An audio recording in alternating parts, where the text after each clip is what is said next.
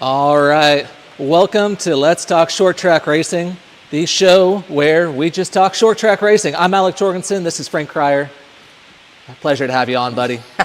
Here we go, right? Our intro to the first Let's Talk Short Track. This is going to be pretty cool. I'm excited, man. We've got plenty to cover, obviously just coming off of Speed Weeks here. We got late models over at New Smyrna. We've got Legends down at Auburndale. We've got dirt track racing. I mean, there's stuff everywhere right now. Well, it's funny because down here, there's no time off, right? We never have time off down here. Back home, everybody's sitting, freezing our butts off, or back in Wisconsin where we're from. But now it's just constant. We just were at Volusia last weekend. That was pretty cool. But yeah, no, I think what we're about to do with this program that we're for our guests and is talk short track racing. I think this is a needed show. Like just what we're doing in racing now. You have drama, but in all, we need to talk about some stuff, and I think this is a show that can do that. I think a lot of the major networks out there today have kind of shied away from it, This is a necessary product. Talk everything, not just about a specific series. It's not a PR play. We're out here just talking shop in the shop in a semi-professional setting, I would like to say. That being said, let's crack open a beer. This is my sixth one, I think, right? Well, definitely, we're going to have guests on today. It'll be fun. We'll have Grant, Kendrick's car owner. That'll be great, having Grant on here. We'll have Kendrick coming on with us on the episode here. But like I said, the biggest intro to what we're doing here with Let's Talk Short Track is just kind of making it real, what we're doing in just short track world. With the late model racing, the short tracks, the pure stocks, the bandits, whatever, everything from the bottom of the ground all the way to the top. I said this is a show that we want people to reach out. What do we want to talk about? That sort of thing. So yeah, I'm fun. Alec, me and you met, doing a lot of our media stuff that we do with our short track program here down in Florida. No, we've I've been around for a hot minute. Worked for a couple of different streaming companies. Set out on our own here with Patriot Media and Marketing Services with Grant Brown, who ironically good friend of y'all's. It's cool to see how it all comes full circle. Yeah, no, it's comical, but with short track racing, it is a small community, a small family, and like I said, everybody kind of knows everybody. Even when you don't physically know someone, you know them just through, hey, what I heard and that sort of thing. But I think the biggest thing was what we're about to do, and getting our comrades, our families, our short track families, out there, what racing's about, and then getting this out in. I feel like it's missing right now, right? We were at Cordele, for that big race a couple weeks ago, and it's like in my mind, I'm thinking Ricky puts on an awesome show up there, and sometimes where are them fans? I say that to myself. How's this show short of fans? Yeah. No matter what the situation is. So stuff like that I like to talk about, and how do we reach out to them fans and comments and that sort of thing. People have ideas, and this show we can open up about that stuff. Absolutely. At the end of the day, it's 24/7 programming, right? Yeah. You've got to have people watching, tuning in, seeing what everything's about, and there's always got to be something for them to look forward to. You can't go Saturday to Saturday anymore. You got to have that midweek filler. Yep. Hey, here we are. We're here to be the filler. Doing a Wednesday, drinking beer. Hey, no filler in Michelob Ultra. We all know that. I said we coming right from we're live right from GTR Racing in Lakeland, Florida. This is the shop that we work at every day. So it'll be a fun time for. Like preparing even for this is like, man, I don't know. I've always lived my life not on a script, and I don't want it to be, but at the same time, there's things that we need to talk about, stuff that we can, mention.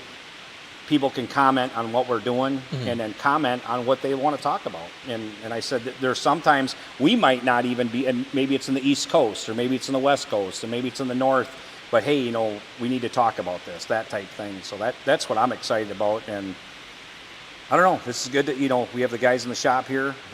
We all can do this sort of thing. I've always felt years ago we've needed something like this. Absolutely. And we're not going to just talk about what's going on in racing. We're going to have live interviews, call-ins, video call-ins from people all over the country. We want your input. Give us a comment, give us a like, subscribe to our new YouTube page, Grant Thormeyer Racing.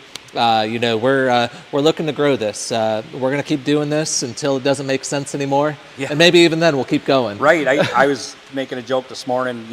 Our advertisers, we have Bassett Racing Wheels, we have Joe's Racing Products, we have Compact, Amy with Compact. With Compass, yeah. Yeah, with Compass. And I said a lot of like what we're doing, and I laughed because one of my sponsors, so how many viewers do you have? I said 3. I go, but we got to start somewhere. Hey, you know what? We'll make that 6. We'll get our moms involved, have them tune in. Yeah, exactly. Yeah, right. All the people back home. We'll get that count up. We've got to boost those numbers. Yeah, we'll get there. But everyone that can subscribe to our YouTube channel and help us get this up and running. And like I said, I think it'll be a good program. And I mean, let's talk short track, exactly what it is. Absolutely, man. Hey, that's what we're all about. We're going to keep it real, keep it light, keep it fun. Yep. And with that being said, man, coming out of Speed Weeks, what was your biggest takeaway? I'm like, I like the pros. You look at racing right now, you look where the super late models are, you look at the pro late models. The pro late model, down here, they're different. The pros down here are basically supers, but they have a crate motor. And most of them have a built crate motor. But this year, most of the series altogether did a nationwide on the stock 604, with a 100-pound weight brake. And you've seen the first 2 cars, I think the Jones car and the Hunter Wright car were on a stock 604 so to me, I look at it like where the stock 604, you're coming from a guy that's a crate motor advocate. I come from selling Chevrolet crate engines with Gander Chevrolet as one of our sponsors, and I've sold over 100 engines for Gander between 602 and 604s. So my biggest take was, can the stock 604 at 100 pounds compete? And a track like New Smyrna, track like Winchester, them tracks, it's a little tougher. So it was nice to see them guys running up front with them, with a stock 604. Absolutely. It's, we're asphalt late model people, right? So we're going to talk a lot asphalt late model stuff here, but you look at the super races out there. I mean, no big surprise there. Obviously, we had a Donnie Wilson Motorsports out there taking home wins. I mean, any big winners that you can recall from the week? No, I think it was pretty spread out. Like I didn't, to me it was hard to keep up on it because for what we're doing in our shop here right now, we're trying to get a pro done for the Radler. I was hoping to make Ricky's race over at Cordele for the pro this weekend, but we're just not going to be able to do it just because. I mean, you've seen our car sitting here. We've got a bare chassis 10 and a motor in it. We're getting there, but when you get that stuff back, and it's not like you can build it in a week. And our goal is to have it done in 2 weeks here and go racing. But so I mean, as far as I'm a fan of all racing, but I've been so busy it was hard to keep up. Like I said, us to get away on Saturday to go to Volusia to watch the dirt racing. We went to New Smyrna the night it was raining. They did end up racing, but we didn't stop because when we went by there in New Smyrna, it was pouring out. So we went to my buddy's restaurant, Goodrich Seafood, over in Oak Hill, and had a good get-together with some friends from Wisconsin. So it was good. Hey, that's always fun. That's what racing's all about. If you can't make it to the track, you're out with your buddies having a good time, right? Exactly. I said that. And then all of a sudden they're racing over there, and I'm like, man, it was sprinkling over here the whole time. So did you happen to get there that night? Were you there on that? I was never able to make it to the track. I was over at Auburndale watching the Legends race, working with my good friends over at Pit Road TV. And we're having a good time. Jim Smith with VIP Motorsports, Patriot client, and a good friend of mine. He had his program rocking and rolling. I mean, they had 4 wins in the winter. Was it the Showdown Series, Winter Showdown Series with Sadie Parsons, and then turned around and with the Winter Nationals, INEX Winter Nationals, had Matthew LaPrade win 4 times with his car too. So he was hooked up. you expect that with his local track, but hey, he had all the big guns from all up north, North Carolina, kind of coming in, and man, they were gunning at him. That's for sure. Well, that's the neat thing too. I always say, like down here in Florida during speed weeks, all these tracks were busy. I mean, we started over at Citrus. We raced that 10,000 to win race that they had at Citrus Speedway the week, like I think the beginning of that. The speed weeks over there. And then we went from there. Then you have the dirt racing going on. Everything's up. So the kind of right now in Florida was big during that whole time. Where Rex does, that Auburndale's a cool track. We came down years ago with Kendrick and a Legend car, and they do that small car, Legends Series deal for the wintertime. Yeah, and it's kind of like a week-long deal. And Rex does pretty. That's pretty cool that Rex does that for the short trackers. Absolutely. I think it's lost on folks that they always think speed weeks, Daytona. Yeah. And we've literally got every form of short track racing going on at the same time. Yeah. And hey, we're here to cover it, man. Yeah. That's ideal. Like I said, at home, it's. Back in Wisconsin, we have so many tracks racing during the week too. It's the same thing. We have a Thursday track, we have a Friday track, Saturday track, Sunday track. So it's quite it's definitely quite busy in the summertime. Yep. But in the wintertime, they're all focused down here watching, and they're asking us all the time, like, "Hey, where are you guys racing next?" And the biggest thing is just getting this program up to speed. Getting it up to where we need to get to, and hitting these races. Well, that's going to bring us to our first guest on the other side of the commercial break here in a minute. But Grant Thormeyer, he's put together a huge program with GTR. You look at the shop here, and we got 1, 2, 3, 4, 5, 6 chassis is just sitting right here. So building up a small empire for sure. Walking in here in October, like I said, we walked in here in October, and to get Grant, basically a year ago at this time, Grant just had the building built. Mm-hmm. And he didn't even have the building built. Actually, in May, I think he said the building was getting built. We'll be able to talk to Grant as our guest here to tell how it all got started. But I feel like in a little bit of time, I rolled in here in October. They just had a hurricane, and I pulled in the driveway, and the fence was down around the whole property. We didn't get to build race cars at all. We were working on getting fences up and, carouseling the animals, and it was a mud pit out here. So it was, you see out here, from what it was when we came in here, it's just like, what? Like, and the first thing I told Grant was, well, if this was my farm, this is what we do. We get the farm back to where we need to get it to. And I think in the race world, other people don't realize how much damage Lakeland got in this area, not just Lakeland, just Florida. Even coming across the border from Georgia to Florida, I couldn't believe the trees and the damage that was done, and how quickly they recover. How quickly Florida recovers from that. It's crazy to me. A lot of damage, the trees, it's crazy insane. But then you look at the property now and you say, wow, we came a long ways. And then now let's get building race cars again. Absolutely. So. And we'll be able to see a lot of the farm here coming up in our future YouTube series. It's going to be launching this Friday. So folks, make sure you tune in to Grant Thormeyer Racing's YouTube page. We're going to keep everything there. We'll have shorts, whatever they call these days, reels. We're going to have long form content, everything that you could possibly need to keep in touch and see what's going on here. I'm excited for this project. I think that we've got a lot to show. I am too. There's a story here, and such a cool story, and I changed my family's life by moving down here and doing this. So to me, I'm excited about it. But as I work every day, I laugh because I don't want it edited. As far as this, because the unediting is just comical here. We have fun. It's fun to be here. Grant and Carrie and the family. Everything that they do here, it's a lot of fun, and it's now getting this thing ramped up to go out and so we can win races and run up front with these guys. But it's like we're taking these cars and trying to get them together and go to these tracks we've never been to, and it's just it's quite interesting. But for me, it's exciting. It's the challenge of it to try to get it going. And a lot of these guys I know, Ricky Brooks with the series that he's running, and guys like that I've known for years, in the past, and now you're down here running them with it. But I'll miss home a little bit for sure. I will. There's our friends at Golden Sands Speedway. Cody and Shannon, they're like family. We go there every single Friday. We don't miss a Friday, and that'll be weird. Like I always say, no matter what we did in Wisconsin, we raced everywhere. There was still home, and we'll miss that a little bit, but we'll try to hit back when we can.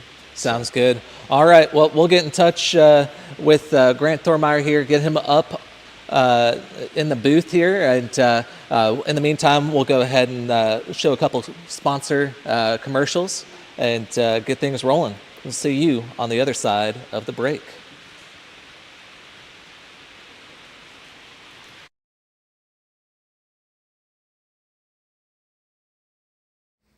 Hey there, I'm Amy Lynn Dahlman, and if you're looking to buy or sell a home, I've got you covered. Real estate doesn't have to be stressful. I make it simple and straightforward. Whether you're looking to buy your first home, upgrading to something new, or selling for top dollar, I'll help you navigate the market with ease. Let's chat and make your real estate goals happen. Reach out anytime at 321-961-2141.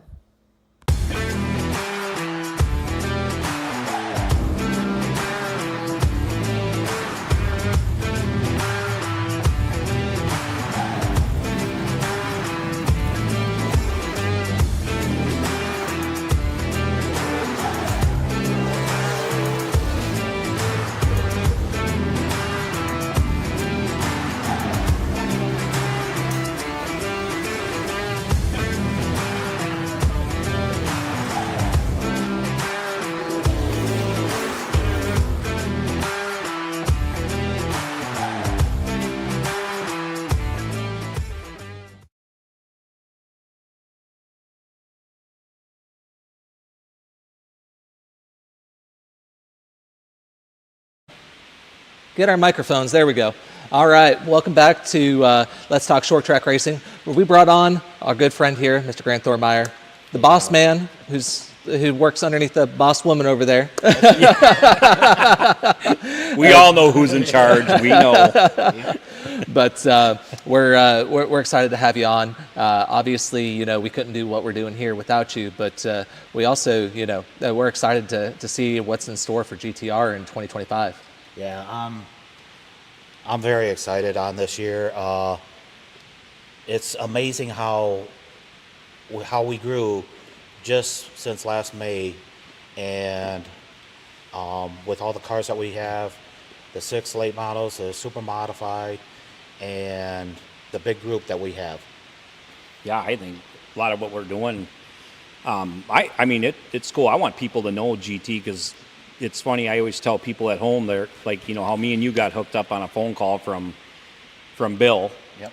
Bill called me up and said, Frank, hey, you might want to talk to this guy. He needs, he might need some help down there. What you were doing down there, and when first it was just a phone conversation, and then when we came down, it was real. But I laughed how me and you met, and I never even knew your face until until we were at Owasso, and then And the biggest thing is like I'd like to let people know how you got into racing. What was the thing that you tell me your story here, but letting the people know how you got into it, what you did, the things you've done from the beginning. Well, actually, instead of me going to Tallahassee, I decided to get into short track racing. And you got your own mic down. Okay. So I used my tuition in Tallahassee and bought my first super late model, which was an ex-Butch Miller car, and I've never looked back. And Jeff Bloom and Linda Bloom talked me into getting out of late models in 1999, and I got into the sprint cars, open wheel, super modifieds, and it's crazy because I might have ran into Frank in Wisconsin racing Arco.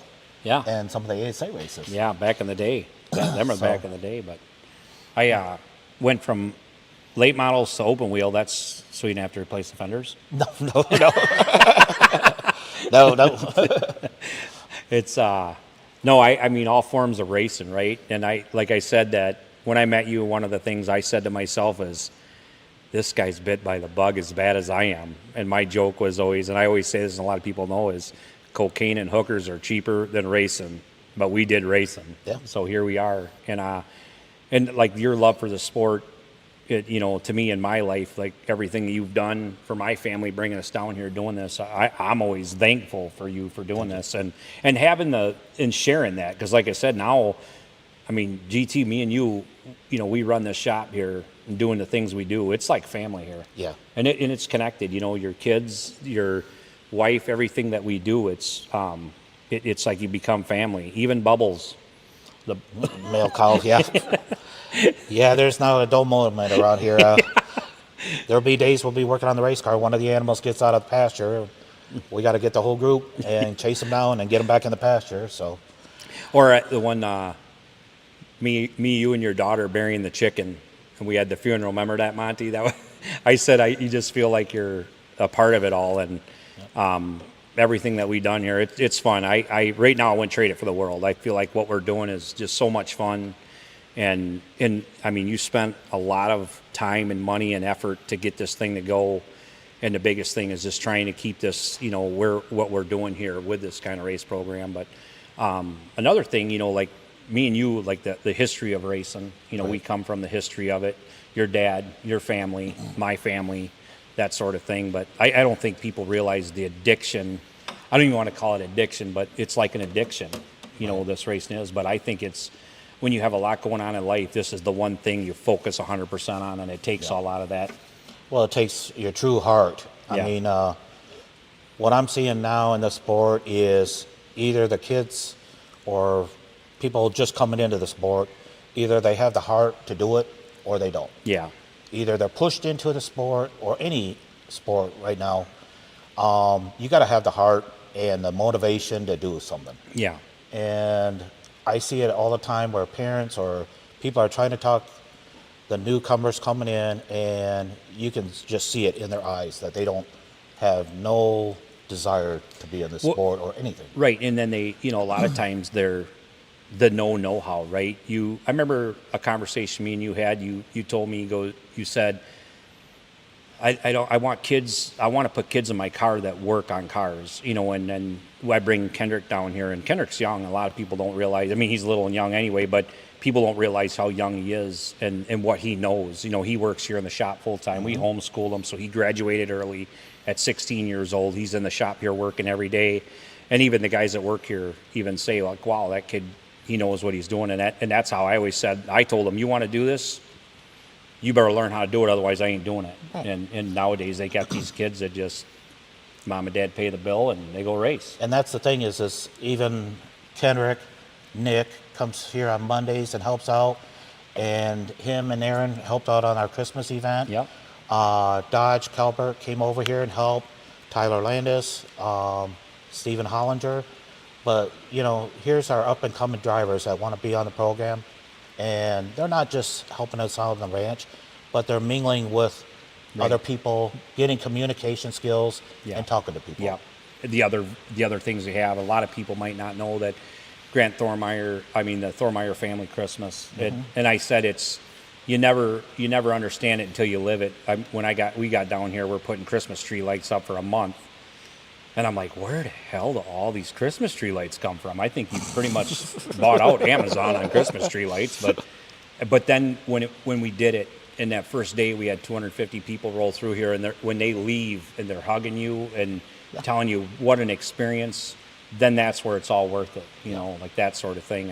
And I mean, like, you're right. It's part of mingling with others. And one thing you know how to do, GT, is you know how to bring people together, because you know a lot of people, and everybody always says, Frank, you know a lot of people, but you definitely bring relationships together, and that's a hard thing to find nowadays. And see, that's how I live. Is I love to see people smile, and when you see kids smile from ear to ear, all the hard work you've done for anything that you do, like working on a race car or putting up a Christmas event, the hours and hours and weeks that we put all the lights up, just that first kid's smile, it's all paid for. It's all worth it. Yeah. It's worth every bit. I mean, and then when their grandparents or their parents come up and say, this is better than Disney, it's like, wow, what a pack. Well, I know Amazon's happy with the Christmas tree lights. we put 1,000 Christmas tree lights up.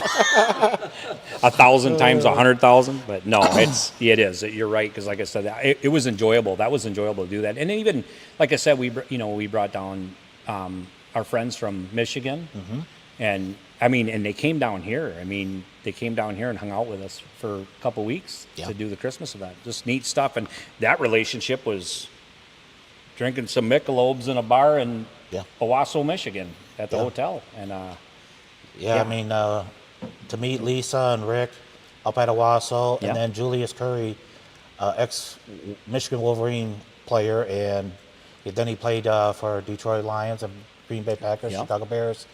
He came down and helped all three of them, and it's like it brought friends together. Yeah, they're all hanging Christmas tree lights, and we all had fun. And it's funny because everybody had their idea too. Everybody had their idea of that, and like I said, sometimes you don't understand it, but like I said, no matter what, the joy of Christmas it's still this Christmas spirit, and that was a great time for sure.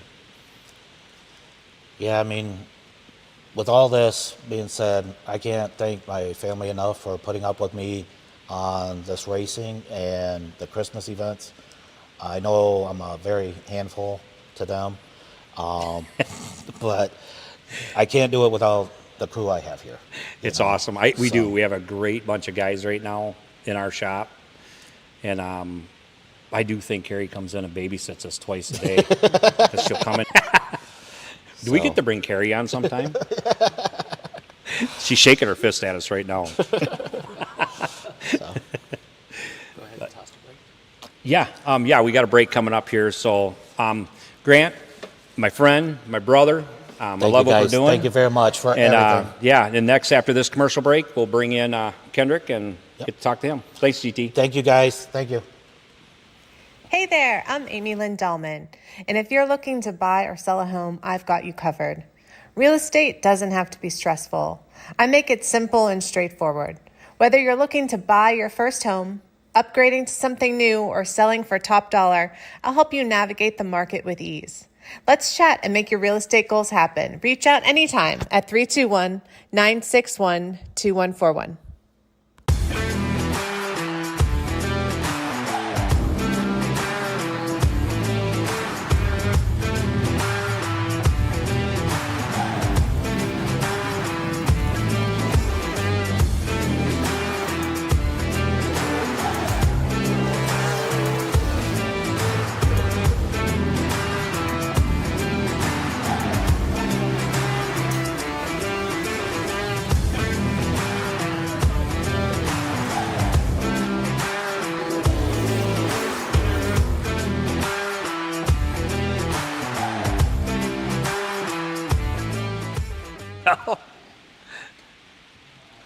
All right, and we are back with Let's Talk Short Track Racing. We've got the new young phenom, Mr. Kendrick Cryer. Sir, welcome. Welcome to the stage. I'm here. Man of words. Not very many words, but I guess we can call it that. I get to interview my own kid, right? Yes, sir. Yeah, go right ahead. Alec, I'll let you start it out. All right. Well, then you got to hand him the microphone. Yeah, here you go. We're working on it. We're going to get a third microphone here for the next show, I promise. But so Kendrick, I mean, what's it like? You moved down from Wisconsin to be down here in Florida. What's it been like these first few months here? Well, first of all, it's only 1,400 miles away, only. But we came down here, like Dad was saying, fences were down. We were spending about 2 weeks fixing that up. Then the Christmas event, we spent a month on that. Well, a month to set it up. Then it was a month and a half, 2 months working the event. That was really cool to see all the kids smiling. And like Dad was saying again, makes everything all worthwhile. And then we were full bore on the race cars literally one day after the event concluded, or about a week because we had to pick up everything. But after that, it was full bore racing. Man, it sounds like it's been a whirlwind experience. Yeah, nothing. I've never thought I'd do something like this in my life ever. So we're already a couple of races into the season. You went to Cordeal, a track you'd never been to before. Had a learning experience, I would say, in qualifying. Yeah, yeah. Well, I've done that a couple times in my career, but usually get pretty close to the wall, but just tried to push it out a little bit too far. Well, it happens to the best of us. I think I'd probably wreck on lap 1 if it was me. So you're already doing better than I'd be. Grant took it off my salary, that bent wheel. Should we just call it the Bent Wheel Podcast? Yeah, that's what I was thinking. The bent wheel version. There we go. We'll have you host one day. It'll be the Bent Wheel version. Yeah. Well, you kind of took one on the chin a little bit at Cordeal, but then you came back and hit it hard over at Citrus County. I mean, you look great out there on the track. Citrus, again, the struggle at Cordeal, but then we went to Citrus. We kind of figured out setup throughout the week, and we came out swinging, literally. We were top 5 on the charts every practice. Tried a couple things, qualified 4th, and running up in the top third or 4th in the race. We probably had a second place car if didn't have brake failures again, but we definitely had a second place car. Atwell was in his own league, seemed like, but again, this is only our second race down here. We got a lot of ideas, a lot of things that we are going to do throughout the summer. Hopefully we can get up there running up with them boys up front later in the year as well. And then, you look at what you're building here. Obviously, going to be a couple of growing pains right at the first, right? But, yeah. I look at this shop floor. I mean, it's so pristine, you could eat a cheeseburger off of it, y'all are building a professional program for both drivers, that are young, but also hardworking and driven. I mean, what's it mean to be part of this program? Oh, Grant, this is crazy over here, but we're having a lot of fun, learning a lot. I'm doing a lot of things that I don't normally do back up home, learning each day, and I just can't thank Grant and his family enough for letting us come down here and help with the program throughout this summer and beyond. This is going to be a fun ride. Well, I'll go ahead and pass this microphone over to your dad. Give him a chance to interview you a little bit. How about that? Oh boy, what do I got to say? Obviously we do this together as a family. Like I said, the biggest thing a lot of people out there might not know is, we left our race cars at home to do this. And, like me and you doing this together, I always say I lived a dream back home. One of the things, we sit in that bar back at our house, I always used to pinch myself in a way like, man, I can't thank the Lord enough for allowing us to do this as family. We miss Papa, we miss my dad, your grandpa, but he's home working on spindles and uppers and lowers. And a lot of people don't know, like, what I love about Grant here is, we have a lot of these cars that are bought cars that guys have raced in years, and we get to turn them into our cars, and that's one of the things that we did at home. And what a better thing. And like with you doing this with me, I love this part of it. And as far as GT allowing us to build our cars into his equipment is pretty cool. Yeah. And poor dad at home though, huh? Yeah, he's got to build all the spare parts for when me and Max and everybody that's racing for Grant knocks off suspension parts. We got it stockpiled. We got to get it stocked up, that's for sure. Yeah, it's fun racing. We have Brady Bill at home, and it's fun. Like, we get to race with Nick Neary down here, and Nick is like the Brady at home. I feel like you guys got that big brother, little brother, like gamma that you and Brady had. So it's almost the same. Nick is a super smooth racer. And, and I feel like, Nick, with you two, I think we can get these cars dialed in really well. And then even like Nick at Citrus, like we both had the same struggle at Cordeal. The biggest thing with us at Cordeal with the brakes, we got 3 practices. It rained out on Friday, and that's our first time at Cordeal. And then Saturday came, we have 45 minutes. So me, GT, Vaughn, and Mom were working on your car. And all of a sudden you say no brakes. So our mind is, okay, let's get the brakes working. And here we're chasing master cylinders and all this stuff around trying, and it's one of them things here, that car leaves the shop, everything new, everything perfect. But the one thing was the master cylinders, they look new, but who knows how long they sat in the car. But Of course, the one thing that goes kind of a little bit off to the side as far as everything being new, the one thing, Yeah. of course, never fails, fails. we're calling race car engineering right away when we get back to get some. Give me some master cylinders right We now. need some master cylinders right away. But no, so that was it for practice, and I was pumped up that you went out, you picked up a half a second in qualifying, because your next time on the track was qualifying. Even though I smacked the fence. Well, but the thing is, you didn't let us down.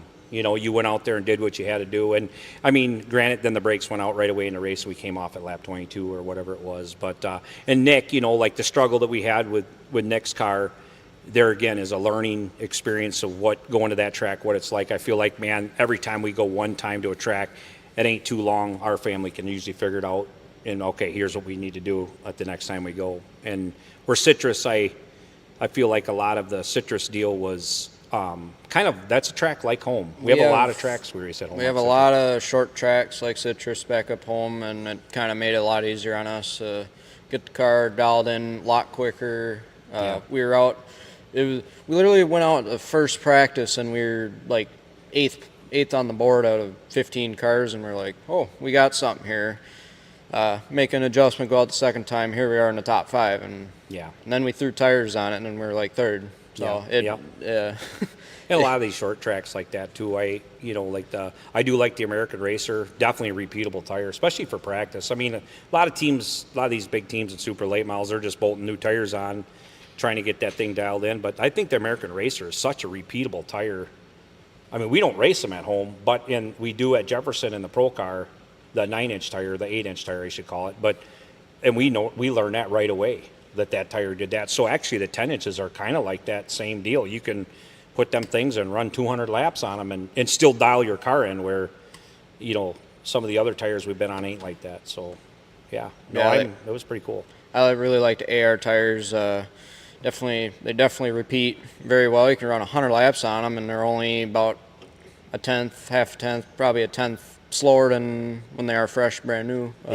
It's hard to, like your whole life you race on one manufacturer, and I feel like it's good to have all different manufacturers in racing, and I'm not one that ever cuts on any other manufacturer either, because I always say Hoosier, I love the Hoosier tires that we race on. A lot of people struggle with them, but these cars are so critical nowadays. I mean, we know that in our shop. It's like now the tire becomes a play when the cars are this critical and that sort of thing. But no, I enjoy doing this. A lot of people at home miss us, I know that, but I don't think we're ever going to get Mom back home, are we? No, I think she wants to be down here. Yeah, I don't think we're going to pull her away from the sun. That's pretty much a given that we're not to get Mom back out here. But no, it's enjoyable. We have Max down here, which is another big brother to you, and like family to us. And we have Roger, basically Roger's retired and comes down here and followed us down. It's fun having Roger with us, helping us, and it's just like home when we go racing at home. It's usually me, you, Roger, and Mom, and we're going racing. But it's a lot of fun doing what we do, and there again, we can't thank Grant enough for what we do and being a part of his family. So but these enough, like a lot of times, these interviews like this, just to tell people who we are, meeting with Allick down here, doing what we do down here with Allick. I mean, this is going to be a good time, just trying to get this thing going, and where we're trying to head with the short track program here, what we got, and hitting these races. Like I said, to me, it's just the same world at home. It's the same world. We're just doing it in a different part of the country. 1,300 miles south. Hey, when we left this morning, it was 70. When we left the house this morning, it was 70. I had the window down. And Mom was complaining because it was cold. Yeah, back at home, we'd be leaving the house in the morning. I'd be like, -10, probably. And we got to plow snow for an hour. Yeah, so we get up at 6 in the morning to actually be ready by 8. Yeah, no, it's what goals do you have down here, little man? What do you feel like? I know when I asked you in the car one time, are you having a good time? And you said, we're learning a lot. It's crazy. I don't think that people realize. And I mean, like I said, when we were talking to Alec earlier, I mean, Grant didn't have a building here until May, concrete, and this shop is awesome. I mean, it's awesome. But even getting it tooled up, even getting the tools, and GT never let me down. I mean, we needed something, he got it, and we're so us at home, like we're tinning that car, we're building it. We have Nate with us now in the shop, and Nate's getting the GART car ready for the Rattler, and we're getting the car ready for the Rattler, and we have Auburndale on the 8th, 7th and 8th. We race at Auburndale, test on 7th, race on the 8th, and then we're right to the Rattler, racing over there by Ricky with the Super, and we're going to have 2 pros and 1 Super there. So you'll be running the pro, and me and Jesse Dutilli running pros. Yep, Jesse's going to run the GART car, and then Nick in the Nick Super. is going to be in the Super, and you'll be in the pro with Jesse. Yep. So it should be a good time, and it'll be neat. Even with Jesse, I've never met Jesse. I know him. I've never met him, but he's there again, a guy that's been racing a long time. And I remember back when years ago I was helping Anthony Campy. We raced against Jesse, and he was a wheelman. I remember the years that. So a lot of times that brings experience into the shop too. But I know Nate's getting that car ready to go for the Rattler, so that'll be another one. And I'm excited about the engine programs we got. I mean, we got Hamner engines. Pretty much all our Supers are Hamner. I'll tell you, I'm impressed. What do you think of the Hamner motor? Oh, they got plenty of power, that's for sure. Yeah, I Four feel like barrels. I think we just got to keep restricting them. Let's keep it down. But there again, too, Jeff builds good motors, good power, smooth power. Smooth power. Yeah, really good. And then us down here with the stock Chevy crate motors, we got them in a couple of the other pros. That's what we're going to have, the Chevy crate motor. You got the Hamner Ford. Yeah, I got to add 100 pounds. I got to eat some burgers here. Yeah, I'll tell you, I think the Rattler, people might think I'm wrong, but I think it's going to be tough to beat a stock Chevy crate motor, 100-pound weight brake at a race like that. I've been doing this long enough too. It's, they always want to blame. I always say if there's something to point out, they always want to point the engine out. But at the end of the day, if your car's handling, it don't matter. The power plant is kind of at the end of the race. It don't much matter anyway. But yeah, it's pretty exciting. I went to the Rattler one time. We went there with Cole Anderson way back in the day, and I was just a youngin' back yeah, then. you were just a punk ass, and then I still am. What the hell? yeah. Do you mean? But no, so it'll be fun now doing this with you doing. So I'm excited, and this is gonna be good. We'll give her, but we're gonna be hitting to our next commercial break here, and then we'll be bringing the next guest in, Nate. We're gonna do like a tech talk thing. I think a lot of what we want to talk a little bit about, kind of what's going on in the race world. I'm a hands-on builder. And a lot of times, when guys make rules, some of the, and a lot of my friends that are in that world are my friends. So it's like, I get along with Ricky Brooks really well. I get along with Rick Turner, Rick Turner up in CRA. So there's a lot of guys I talk to. But after this commercial break, we will get back to you guys and we'll talk tech.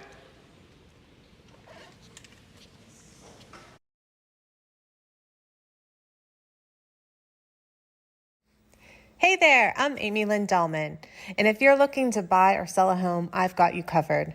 Real estate doesn't have to be stressful. I make it simple and straightforward. Whether you're looking to buy your first home, upgrading to something new, or selling for top dollar, I'll help you navigate the market with ease. Let's chat and make your real estate goals happen. Reach out anytime at 321-961-2141.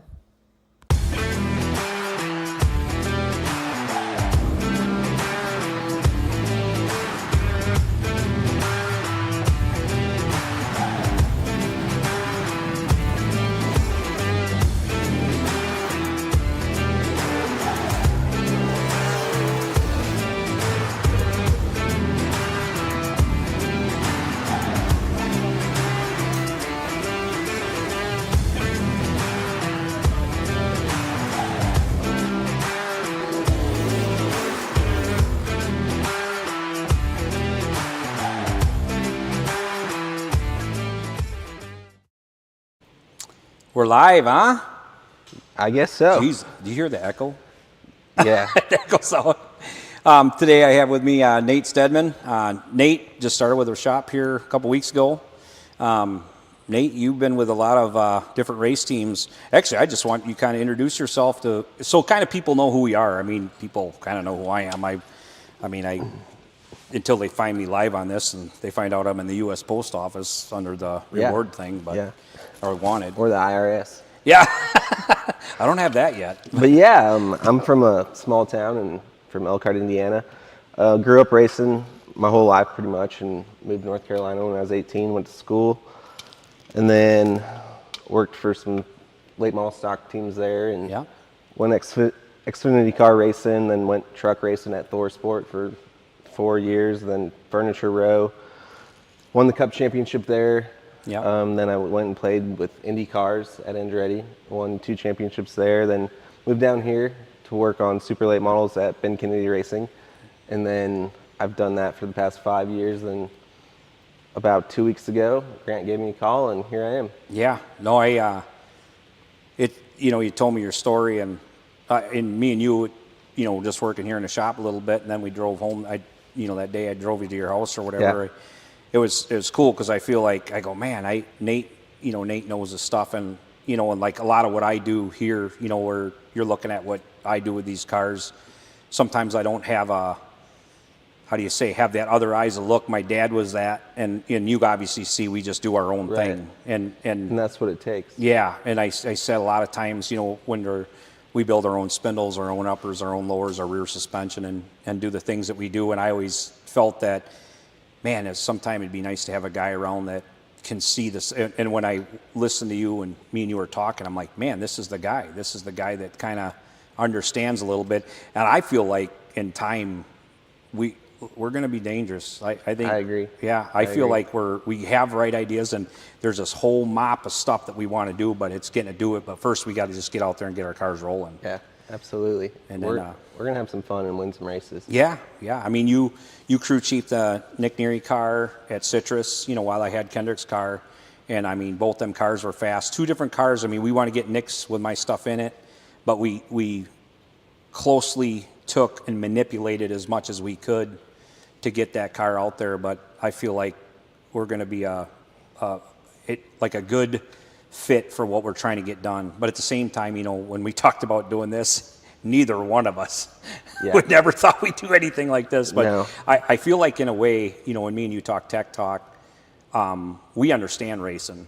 We understand. We've been with the big teams. We've been with teams that the cost of this stuff, and I build it. I build the stuff as time, and I'm just a little guy in the woods, right? And there's guys out there, and no different than Toby Noodleman is a friend of mine, and he's no different. He's up there in a pig barn, they always say. But a lot of times in the pig barns and the little backwoods barns, sometimes there's so much creativity, and I always say Wisconsin has this little bit of a different dynamic. You guys here in Florida are racing all the time. All the time. And that's almost a disadvantage. Like growing up in Indiana, we'd have an off season. Yeah. So we'd strip the bodies off, throw the chassis on the jig, cut bars, move stuff around every winter. Yeah. That's what we did. But here, we don't have time to do that. No. It's like we're look at us right now even. Yeah. I feel like we're thrashing, but there's time, I want to do that. I want to get this done. I want to get that done. And right now we're just thrashing to get stuff to the track. And once we get the track, so I look at even the schedule. I was telling GT, the schedule's okay if we thin it out, because if we have time, because we're a building team, we're literally a building team, and that must be Allick, huh? Is that a ghost? But we're a building team trying to make this stuff go, and that time off right now does not hurt me. I want my kid to be racing, but I would rather be prepared. Absolutely. Than unprepared. I felt like at Cordele, I thought we were prepared until things didn't haywire. But even there, man, we're going to that big of a race, and we don't even know what spring loads we want, or we don't even know what bump loads or anything like that. And and a lot of times even talking that stuff, like where this stuff is, look at the time we spent on that smasher. Oh yeah, especially if you don't have support. If you don't spend the money with a big team, from a local family, it's really hard to figure out, and you're gonna have to spend the time and the money to go test and get tires and spend the money on the machine. And but not everybody can do that. So I mean, Yeah. that's where sometimes maybe conventional is good or no ride height. Yeah. Well, the biggest thing, I was just talking to Ricky about the ride height thing. I said that, you know, when we went over there to Citrus and that guy came up and said, hey, we don't run a ride height here. Look how excited we were. Oh, yeah. Because I was like, wow, this changes everything. Because at first you have the dynamic to get the car to go through tech at this height and then now get the car here. And when you're them big teams, you're figuring all that out. No different we are. We're working on that. But then you take the little guy where put a pair of 500s in the front, drop the car down frickin' 2 inches off the ground, Yeah, and let lay her that rip. thing out there and open the shocks up and let her buck and be close and, you know, not be so far off the beaten path. And, Right. and I think a little bit, if that's missing, at home we have that. They do at home the Midwest Tour and all the super late model racing is a no ride height, or they always say commit. You know, so when you go to the tech shed, hey, I'm a no ride height car. But in the top 5, they take the top 5 out and they say, okay, they put them on 4-inch blocks and everything Yeah. gets checked off that. I mean, you were talking about that. Yeah, And- that's the same way out in Colorado. You know, their rule is that you just can't come over the scales. As Yeah. long as you don't drag hitting the scales, You're good to go. Yeah. And check everything at a 4-inch at Yeah. the time it needs to be checked. Yeah. I said we all build our cars. I always say the joke and the history of it was I remember asking a lot of older racers like, hey, when the hell did the ride height thing come into play? Because, man, when you looked at Randy Sweet's car It was back down. and Dick Trickle's, them cars were slammed on the ground so Yeah. far low and they had the big long noses. And then Fran Preste built the first 5-star. It wasn't a template body, but it was a bodied car. And then that's when they built it off a 4-inch block. And that's kind of like set the precedence. So now we're building these cars on 4-inch blocks, but at the end of the day, not a single one of us on the racetrack are even remotely there. I mean, we're dragging the belly pans out of them and sparks flying and rocker panels dragging. And that's where I feel like, why don't we just tech them on 4-inch and just be done with it? And I feel like the whole country's about there, because I was talking to Jason Ricker over in the Pass Series, and he was saying that they're there. You know, a lot of them guys. that's a good thing. Yeah, and That's I a feel good thing. like if we that. could get the Southern Super Series on board or the ASA Series, they all just need to come together And just say, hey, this is a nation, just like they did with the crate motor. Yeah. I mean, with the stock crate motor, 100-pound weight brake, they went nationwide. They just ought to do that with the 4-inch block Yeah. roll, you know, and you commit to it. If you're a guy that wants to travel the car, then that's what you commit to. But if you're the guy that wants to come in from the outside, you take a smaller team. Right. You know, But they would get more cars doing it. Yeah. Because the local people could show up and race. right. Yep, Like- the local tracks have no ride height, and then this tour comes in, and they need them 5 to 10 guys. Yeah. You know, they need them cars, but you look at them and they're like, okay, I got to go over here and get my shocks built by, Yep. you know, somebody to make sure they're up here, and then it's down here. You know, it's just I was telling Ricky, I said I was looking at Nick's bump stop package. I'm looking at this thing like, okay, this is what you run here, and this is what you run here. Like, it ain't even the same bumps. Right. And it's like, yeah, I got to run this at this track, and then I go over here and I do this at this track, and I'm like, I always feel like bump stops were I come from, you know, the 90s and late model Right. racing, and I feel like if I look at the demise of short track racing, where we lost I'll just say the drywaller plumber, you know, that had a race car in their garage with their Yeah, kid. they go home from work and they get to work Yeah. on their stuff. Yeah. Those guys, they've been weeded out. They have been, and now this stuff is this high tech. Yeah. And I mean, like, we get paid to work on super late models. yeah, yep, And if you don't drive for somebody, like, it's hard to keep up. Yeah. Because we do it for a living. Right. And look at us. We're playing catch up on the knowledge that we Oh, yeah. carry. We're playing catch up to get the cars to run up front, and we'll get it. But in time, it's just look at the money spent testing and all that. But how does that outside guy? How does that drywaller and his son? How do they keep up with this? So then there's that big separation, Yeah. you know. And even my friends at home. I mean, I got friends at home that race late models and they work every day, you know, and then they try to keep up to this, and they show up to the snowball derby and they're not even on the map. And Right. it's sad because Yeah. man, they're good drivers. You Yeah. know, they're good cats. I knew a guy from Colorado. He was dominant out there. And I had some friends call me and ask, hey, what do you think about him coming out to the Derby? I said, he's going to get his feelings hurt. Yeah. And sure enough, he didn't make the show. Yeah. Got And his feelings hurt. And the money spent. The to money do that. spent to go to that one race. Yeah. And the testing, you know, people attest there All year long. all year long. They'll run the Blizzard Series. Yep. Then they'll show up for a week and test the week before the Derby. I mean, you could easily spend $75,000 to go to that race. Yeah. I agree Easily. with that. Yeah. I remember the time, when we went, and Anthony's a friend of mine, the 81 team, and he's no different. He's a little guy, really. He's a little team. People Yeah. don't look at him like they're a little team, but they're bigger. I mean, they're full-time. This is what they do for the years it took them up to get there. But man, the money they spent even at the beginning testing. I remember even when me and him were testing, we would go test with him. So we had and you take that money, To have where's a that? baseline. That's spent over here. That customer didn't spend it. So that had to be done. So even with him, just Yeah. trying to get up to So that. you know to what you that got league. when you get Yeah. there.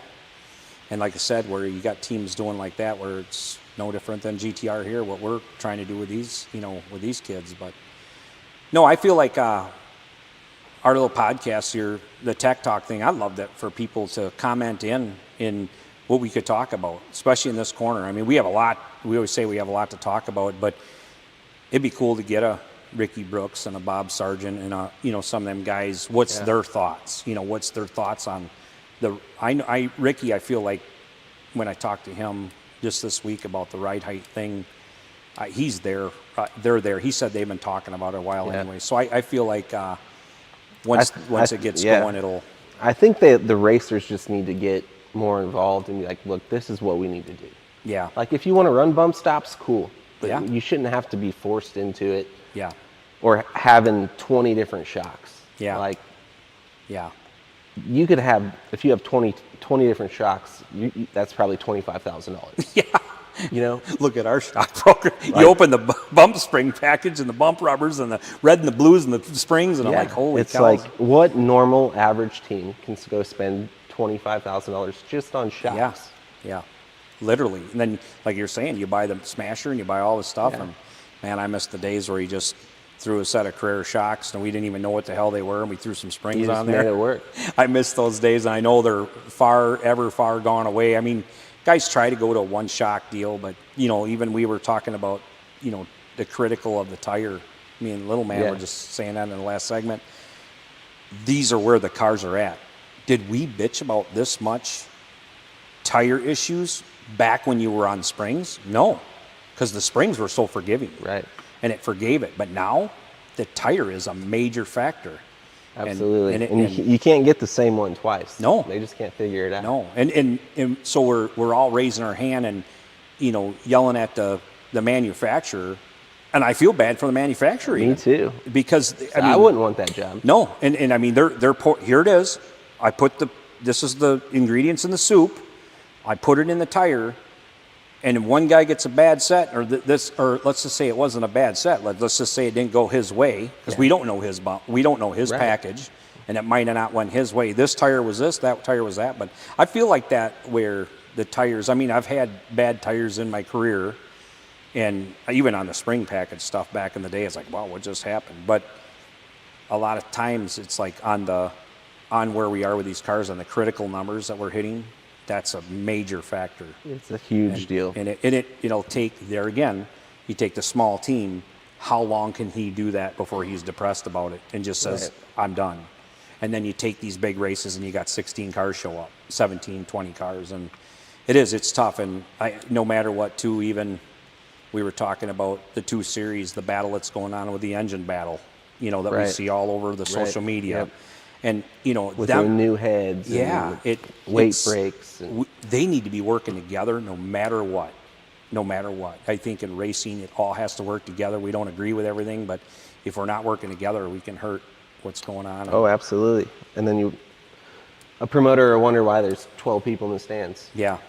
Because when you got the war on the social media, I'm not going to that stuff. They're all bitching about, I don't know, that sort of whatever thing. it is. Yeah. Or there's just 15 cars. Yeah. Like who wants to go watch 15 cars go race? Yeah. I don't. No, exactly. Especially if they're going to charge $40 to go sit in the stands. Yep. I'm not taking my son or daughter there. Yeah.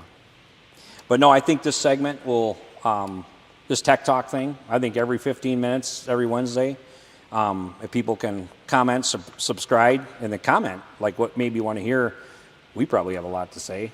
Oh, I'm sure. A lot to say what we need to say, but I can't thank people enough for joining with us and seeing where this goes. Be good to us. This is our first unscripted. We don't know what we're doing. Just vent to Having us. fun on a podcast. Vent to us. Yeah. We'll talk But, about it.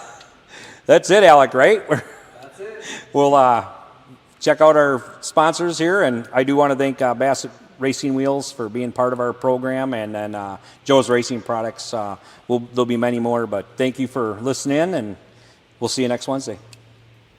Hey there, I'm Amy Lynn Dahlman, and if you're looking to buy or sell a home, I've got you covered. Real estate doesn't have to be stressful. I make it simple and straightforward. Whether you're looking to buy your first home, upgrading to something new, or selling for top dollar, I'll help you navigate the market with ease. Let's chat and make your real estate goals happen. Reach out anytime at 321-961-2141.